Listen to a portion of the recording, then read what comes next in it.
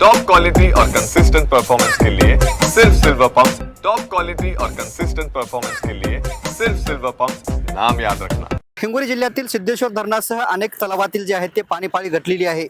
पाणी पातळी घटली असल्याने विहीर व बोरवेलची पाणी पातळी जी आहे ते खालवली आहे आणि त्यामुळे शेतीच्या पाण्यासह पिण्याच्या पाण्याची समस्या निर्माण झालेली आहे। फळबागांना पाणी मिळत नसल्याने शेतकऱ्यांनी जे आहे आता फळबागा आपल्या शेतातून बाहेर काढण्यास सुरुवात केलेली आहे।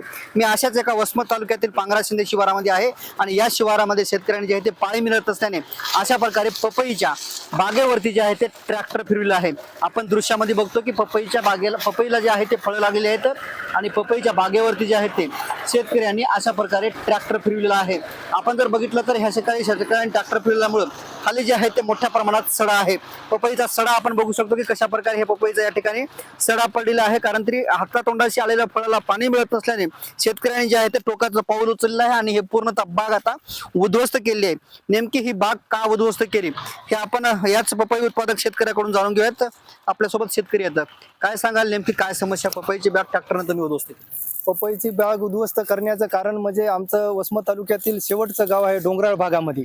इकडं मुबलक पाणी नसल्यामुळं तरी बी इकून तिकून बोरचं पाणी जमा करून ही बाग आम्ही जोपासली होती आणि पारंपरिक पिकामध्ये समजा सोयाबीन, हरभरा, कापूस या पिकात काही होत नसल्यामुळं एक नवीन स्वप्न उराशी घेऊन या फळबागेमध्ये आम्ही उतरलो होतो। त्याच्यानंतर याला भाव नसल्या कारणानं आता आम्हाला ही काढायची वेळ आलेली आहे। नेमकं पारंपरिक पिकाला भाव नाही त्याच्यामुळे तुम्ही इकडे सरकारकडे काय मागणी आहे? सरकारकडे मागणी म्हणजे हेच महाडीबीटीच्या ज्या योजना आहेत, कर्जमाफी आहे, वेगवेगळे आश्वासन आहेत, ते सरकारने मायबापाने पूर्ण करायला पाहिजेत एवढीच इच्छा आहे। शेतकरी अपेक्षेशिवाय आणि याच्याशिवाय दुसरं काही शेतकरी फक्त राजा म्हटला गेला, पण हातात काहीही राहिलेलं नाही। खरं तर जे सरकारने आश्वासनं दिलेली आहेत, कर्जमाफीचं आश्वासन असेल, इतर काही शेतकऱ्यांना योजना असतील, या योजनाचा शेतकऱ्यांना फायदा व्हावा, जे आश्वासन दिले ते सरकारने पूर्ण करावे अशी मागणी जी आहे ते याच संकटग्रस्त शेतकऱ्यांनी केलेली आहे। कॅमेरामन सायनाथसह मी रमेश चेंडके, TV9 मराठी, वसमत, हिंगोली।